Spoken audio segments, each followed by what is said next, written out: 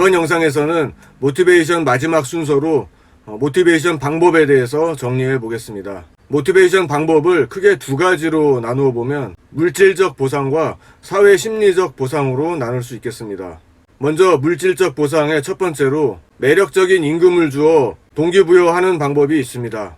대기업이나 중소기업을 막론하고 근로 의욕을 증진할 수 있는 방안에 대한 연구 결과로 항상 등장하는 것이 바로 임금, 즉 급여입니다. 노사분규의 주된 원인 또한 임금과 관련한 이슈가 많기 때문에 임금은 근로자들의 주된 관심 사항이라고 할 수 있습니다.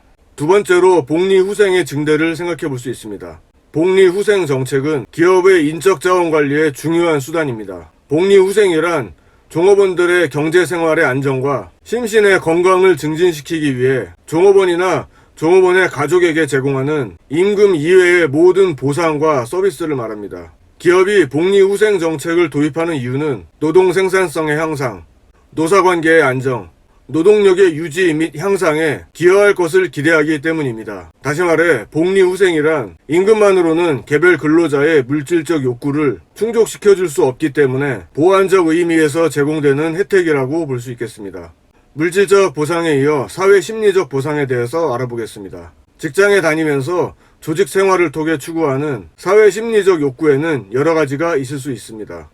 먼저 첫 번째로 인정감에 대해서 알아보겠습니다. 켄 블랜차드의 베스트셀러 칭찬은 고래도 춤추게 한다 에서 언급된 것처럼 동물도 칭찬과 격려로 학습 의욕이 고취되는데 사람은 말할 필요도 없을 것입니다. 그런 의미에서 훌륭한 경영자는 이를 훌륭하게 해낸 종업원들에게 항상 칭찬과 격려를 아끼지 말아야 합니다. 이것은 사람의 기본 심리라고 할 수 있습니다. 자기가 당연히 칭찬받을 만한 일을 했음에도 불구하고 그 공이 다른 사람에게 돌아가거나 또는 자기의 훌륭한 일에 관하여는 아무 말도 없이 잘못된 일만 가지고 비난받을 때 우리는 일에 대하여 흥미를 잃는 경우가 많습니다. 그래서 관리자와 종업원 간에 항상 관심을 표명하며 좋은 관계를 유지하는 것이 조직의 생산성에 도움을 준다고 할 수 있습니다. 인정감이 고취되면 우리는 자연스럽게 그 조직에 대해서 소속감을 느끼게 됩니다. 소속감은 집단의 당당한 구성원이라는 느낌을 말합니다. 즉 집단과의 일체의식을 의미합니다. 소속 집단의 구성원이라는 인식을 갖지 못하면 그곳에서 만족감을 얻을 수가 없습니다. 인정감과 소속감 못지않게 중요한 요구는 바로 성취감입니다. 허즈버그 이요인 이론에서 근로 의욕을 증진시키는 방법으로 성취, 성장, 발전 등이 여기에 해당됩니다. 성취감은 조직에서 승진의 기회가 있어야 한다는 것 뿐만 아니라 새로운 경험을 얻을 수 있는 기회가 제공되어야 하며 자기 자신의 능력을 발휘할 수 있는 기회와 개선을 위한 발언의 기회가 허용되어야 한다는 것을 전제로 합니다. 그러기 위해서는 선의의 실패에 대해서는 용인하는 분위기가 형성되어 있어야 하겠습니다. 사회 심리적 보상 마지막으로 인파워먼트를 생각해 보겠습니다.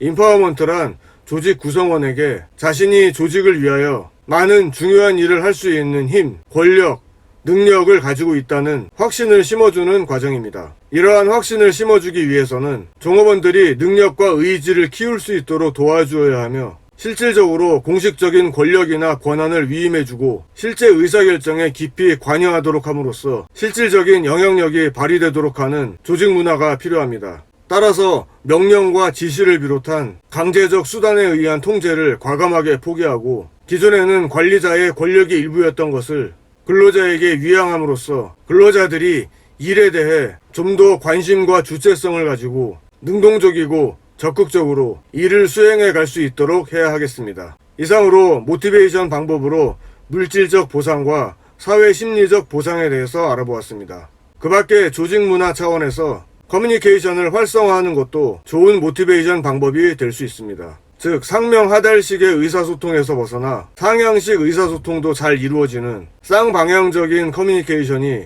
활발하게 진행되는 조직 문화를 만들 필요가 있습니다. 그러기 위해서는 다양한 방법으로 종업원들의 의견이나 질의, 불만을 회사에 개진할 수 있도록 해야 합니다. 또한 최고 의사결정자가 직접 관리자의 고충에 관심을 가지고 있다는 점을 인식시킬 필요가 있습니다. 공식적인 조직의 목표 달성에 방해되지 않는 선에서 비공식적 조직을 활성화시키는 것도 좋은 모티베이션 방법이라고 할 수 있겠습니다. 마지막으로 직무를 재설계하는 것도 모티베이션의 방법으로 응용될 수 있습니다. 직무 설계를 통해서 종업원들의 욕구와 조직의 목표를 통합시킬 수 있습니다. 최근 종업원들의 교육 수준 향상과 사회 환경의 변화는 직원들로 하여금 근로생활의 질과 직무로부터의 만족을 요구하게 되었습니다.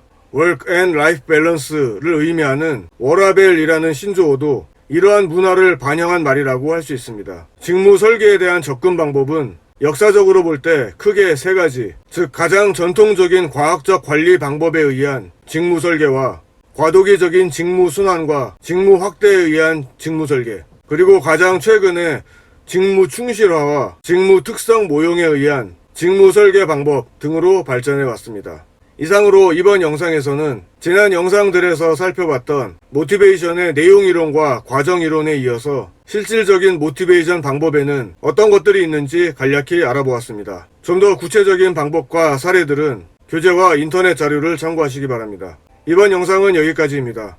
내용이 도움되셨다면 좋아요 눌러주시고 이어지는 강의 영상에 대한 안내를 받고 싶으신 분은 구독해 주시기 바랍니다.